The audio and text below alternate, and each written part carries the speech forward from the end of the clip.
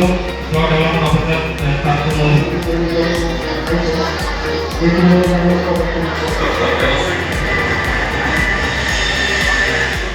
आज आम स्वावलम्बी युवा समृद्ध ओडिशा समावेश नर्ला ब्लॉक रे अनुष्ठित होती आमर युवा प्लस एसएचजी मेंबर मैंने पार्टिसिपेट करिसेंती।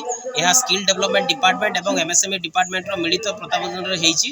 एही प्रोग्राम रे आमर युवा वर्ग मानकू जेमती आमर गवर्नमेंट रो डिफरेंट स्कीम्स अछि एमएसएमई रे केमती से माने निजे सेल्फ सस्टेन हेकी निजर एम्प्लॉयमेंट जनरेट करि परिबे।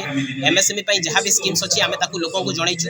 प्लस आमर 2 वर्ष रे जहां भी अचीवमेंट अछि डिपार्टमेंट रो केमती आमे एमएसएमई को माने प्रोत्साहन देवा पई सरकार काम करूचंती। सेही दिगरे आज रो मेन प्रोग्राम रो एजेंडाटा रही। देखो ये ब्लॉक स्तरीय कार्यक्रम ओडिशा सरकार को निर्देश क्रमे आमर जोटा सरकार वर्ष उपलब्धि सोशल आउटरीच कार्यक्रम चलती। ब्लॉक स्तर आम 16 ରୁ 22 तारीख पर्यंत विभिन्न कार्यक्रम रखी से धारा आज आम द्वितीय दिन कार्यक्रम चलती लोक बहुत भल सहयोग मान उपस्थित कार्यक्रम बाकी 4 दिन कार्यक्रम रही जोटा